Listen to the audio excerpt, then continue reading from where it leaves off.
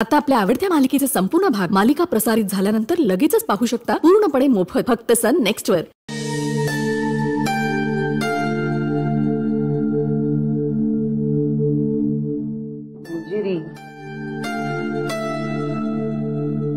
आई हे सगळं मला खरंच नाही पटत आहे। या आजारपणाच्या नाटकामुळे आज हे न खाता पिता निघून गेले। तुम्हाला बरं वाटतंय का हे? का असं कसं होईल? आई आहे मी त्याची। तो जेवला नाही तर माझ्या घशाखाली घास जाईल का? पण मुलं हट्टाला पेटली तर आईनी कणखर व्हावं लागतं आणि मला माहितीये मी जे करते त्याचा शेवट गोड होणार आहे। गौतमला कळेल अहंकाराने काही साध्य होत नाही। बघा मुलींनो, तुमची आजी मला सांगतेय की त्यांच्या मुलाला सुधरवण्यासाठी हे जसं आहे तसंच मी चालू ठेवायला हवं। पण मला हे नाटक आता बास झालंय। हो आई, मला सुद्धा आवडत नाहीये हे। ए तू गप्पच बसा। तू रेषेच्या या बाजूला आहेस पण मनानं तू त्या बाजूची आहेस। तो युवराज बघ, रेषेच्या त्या बाजूला असला ना तरी सुद्धा मनाने तो या बाजूचा आहे। पिऊ अगं पण बाबांना किती त्रास होतो हे दिसत नाहीये का तुला? कळत नाहीये? अगं दिसतंय ना, पण हे त्यांनी स्वतःहून ओढवून घेतलंय। हो ना, आणि आता प्रत्येक गोष्टीत तू पैसे मोजतोय। मग आपण सुद्धा त्याला ना टिफिन सर्व्हिसेस द्यायची म्हणजे त्याला कळेल की तो चुकतोय। आजी मी तर ना आता डिलिव्हरीची टिप मागणं पण सुरू करते। हा पिऊ, तुम्हाला कळतंय का? जेव्हा त्यांना त्रास होतो तेव्हाच मलाही त्रास होतो। ही शिक्षा फक्त त्यांच्यासाठी नाहीये, माझ्यासाठी सुद्धा आहे।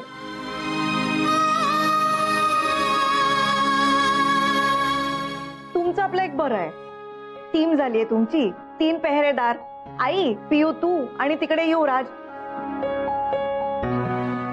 आणि तो चौथा, तो तर त्यांच्याच बाजूचा आहे, सदानंद। सदानंद कसला मेला? सदा दुःखी नाव असलं पाहिजे त्याचं। एक काम धड येत नाही त्याला। पिऊ हसू नकोस हा। तुम्हाला कळतंय का? मी सकाळपासून त्यांच्या नजरेस पडले नसले तरी मलाही ते दिसलेले नाहीयेत सकाळपासून। अगं चिल मंजू, ए आता बास झाला। तू बाबाची इतकी वर्ष तानाशाही वगैरे सहन केलीस, आता बास। आता त्याला सुद्धा कळू दे की शांततापूर्ण विरोध, पुढे काय ग ते म्हणतात, सत्याग्रह। सत्याग्रह काय असतो ना ते आता बाबाला पण कळू दे, हो की नाही आजी? याबाबत आमचं एकमत आहे। हा, तानाशाहीला उत्तर लोकशाही। माझ्या मुलाचा कान धरणं हा माझा जन्मसिद्ध हक्क आहे। मंजिरी ऐक माझं, तुझ्या नवऱ्याचा इगो हा त्याचा सगळ्यात मोठा शत्रू आहे। त्याला थोडं वाकायला शिकू दे। ठीक आहे, आता तुम्ही म्हणताय तसं। मी त्यांच्या समोर न आल्याने जर ही रेष पुसली जाणार असेल ना तर नाही येणार मी त्यांच्या समोर। पण माझी एक अट आहे, हे जे आजारपणाचं नाटक चालू आहे ना ते बंद व्हायला हवं। कारण त्यामुळे त्यांनी जर खाणं पिणं बंद केलं तर ते मला चालणार नाहीये। कळलंय?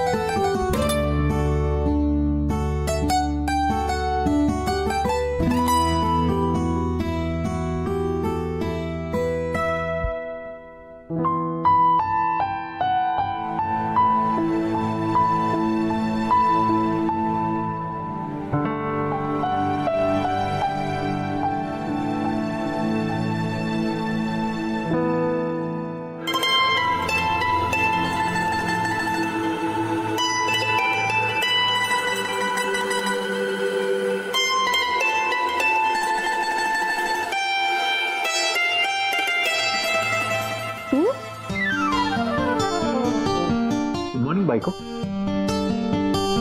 काय चाललंय तुझं? काहीच नाही, बघतोय माझ्या बायकोला. परत नियम मोडलास ना? अर्पिता, विसरली आहेस का तू? नवीन नियम लागू झालेत. हा, आणि त्या नवीन नियमांनुसार मी रेषेच्या कुठल्याही बाजूला कुठल्याही कोहलीत कधीही जाऊ शकतो. तुझ्या बाबांचेच ऑफिशियल नियम आहेत हे. मग म्हणून तू निदान दिवसा तरी मला इथे येण्यापासून रोखू शकत नाही. कधीपासून बसलायस इथे? कधीपासून माहित नाही, झाला असेल बराच वेळ.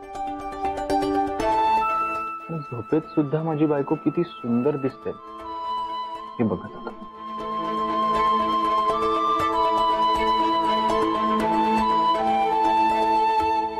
शिवराज, रात्री उशिरापर्यंत झोपच नाही लागली रे. का बर? सतत आई बाबांचे विचार येत होते डोक्यात. त्या दोघांमधला दुरावा नाही बघवत आहे. त्या दोघांनाही त्रास होतोय. आणि आई सुद्धा वैतागली रे त्या आजारपणाचं नाटक करून. आणि आपण काहीच करू शकत नाहीये. बरोबर आहे तुझं. नाही म्हणजे आता जे काही करायचं आहे ना ते गौतम सरच करू शकतात, पण त्यांना समजवणं आपल्या कोणाच्याच हातात नाही. शिवराज, तुला आठवतंय मी गुरुमाईंबद्दल सांगितलं होतं तुला? त्यांनी सांगितलं होतं सगळं तसंच घडतंय. मला वाटतंय त्यांच्याकडे याच्यावरचा उपाय नक्की असेल. आपण त्यांना घरी बोलवायचं का परत एकदा?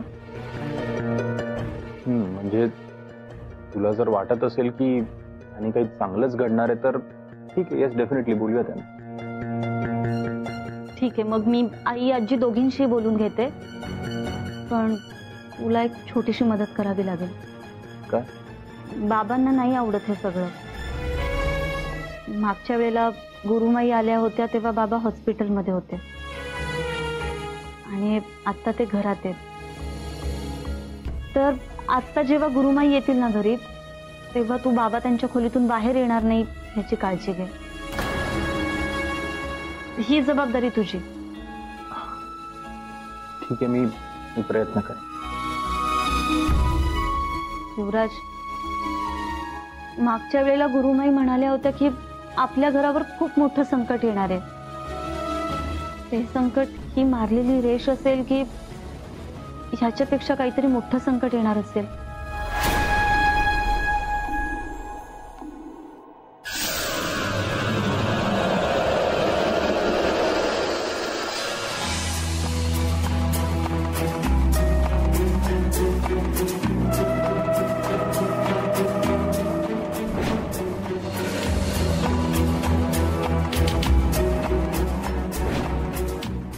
हे सगळं ठरवून करतो असं वाटायला लागलंय. मागेच लागलाय हा. फ्रेंडशिप पर्यंत सगळं ठीक होतं,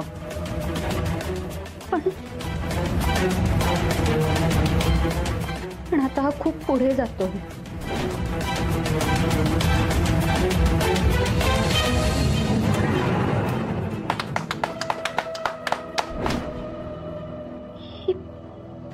अंगठी मला जबरदस्ती घालावी लागली.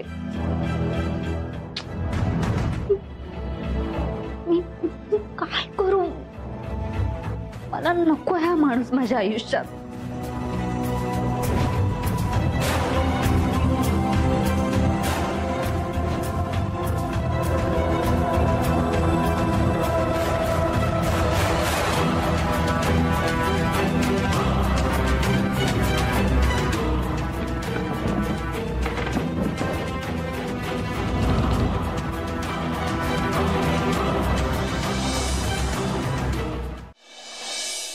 गौतम सर, फ्री असाल तर बोलू शकतो? हा बोल. सर, खानविलकर सरांनी एक प्रोजेक्ट रिपोर्ट पाठवलाय. त्यात मला जरासं कन्फ्युजन आहे, सो प्लीज जरा गो थ्रू कराल. काय रे बाबा, इतके दिवस मला काम करू नका असं सांगत होता, असा स्वतःहून काम करायला सांगतोय. सर हे बघा, मला एक गोष्ट माहिती की ह्या जगात काही माणसं असतात ज्यांना काम करणं म्हणजे खूप स्ट्रेस वाटतं. पण तुम्हाला काम करणं, बिझी राहणं तुमच्यासाठी हा एक स्ट्रेस बस्टर आहे. I know. आणि तसंही आता तुम्ही फिट आहात, तुमचा बीपी सुद्धा स्टेबल आहे. सो चला ना आज तुमच्या रूम मध्ये बसून जरा लगेच सॉर्ट आउट करू. नाही तिकडे नको बाबा, केवढीशी खोली आहे ती, असं विगुद मारायला होतं. इथेच बसू ना. दे बघतो मी इथे. बस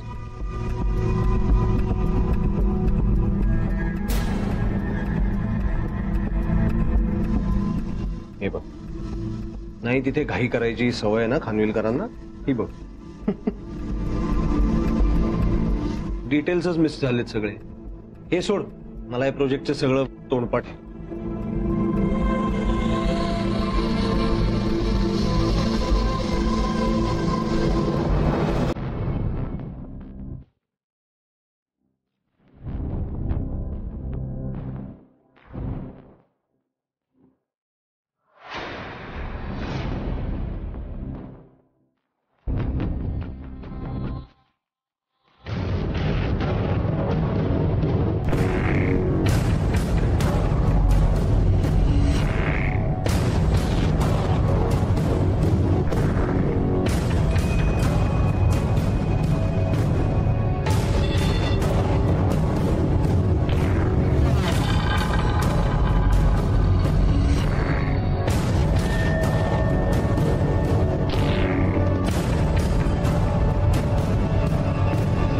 बघा, तुमचा शब्दन शब्द खरा होतोय. गौतमनी घरात ही रेष ओढली आहे आणि घराचे 2 भाग केले. मला या घरात आणणारी वसुधा आता या घरात नाहीये आणि तरीही तुम्ही मला इथे बोलावलं. म्हणजे आता माझ्याकडून यावर उपाय हवा असेल तुम्हाला. हो गुरुमाई, त्यासाठीच तुम्हाला इथे बोलवलंय. मी गेल्या वेळीच सांगितलंय बाळा, नियतीवर उपाय नसतो.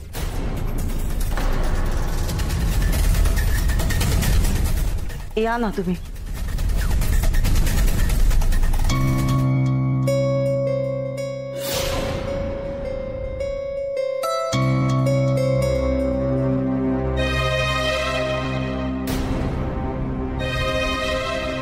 माई, माफ करा पण इकडे येऊन बसू शकाल का तुम्ही?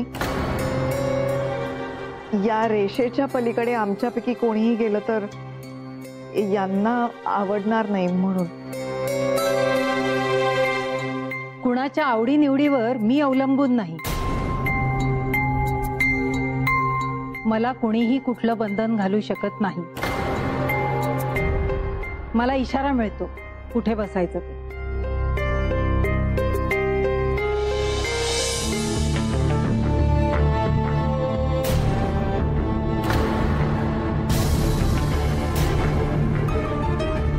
आणि ज्याचा कुणाचा विरोध असेल ना, त्याने माझ्याशी येऊन बोलावं.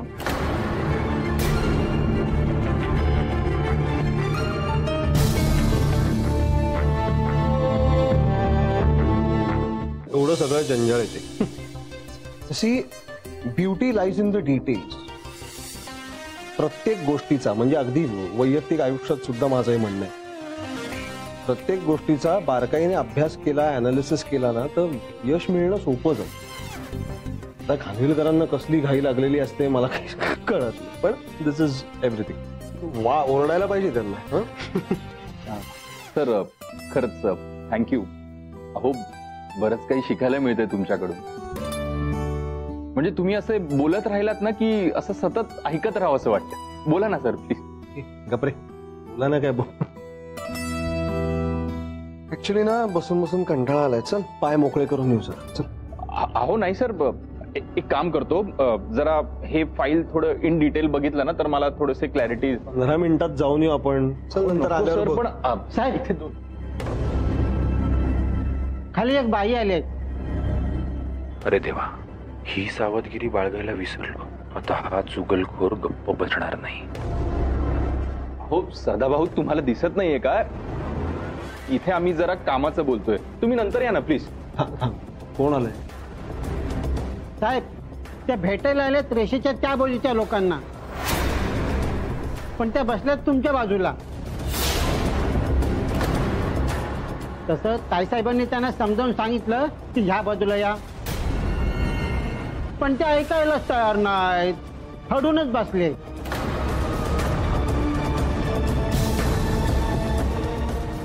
इंटरेस्टिंग. माझ्याच घरात येऊन माझेच नियम पाळत नाहीये कोणीतरी. बघायला पाहिजे कोण आहे. सर, गौतम सर, ऐका ना. नाही, तुम्ही म्हणाला तसंच झालंय. आमच्या दोघांमध्ये अंतर निर्माण झालंय आणि यांचा असा आरोप आहे माझ्यावर की मी त्यांना फसवलंय. मला हा आरोप सहन होत नाहीये. पहिली गोष्ट, तुझ्यावरचे आरोप हा तुझा भोग आहे, ते नियतीने लिहिले. पण हा जो कोणी तुझ्यावर आरोप करतोय ना, त्याला विचार, त्याने कधी कोणाची किंमत केली आहे, कधी कुठल्या नात्याची जबाबदारी पार पाडली आहे.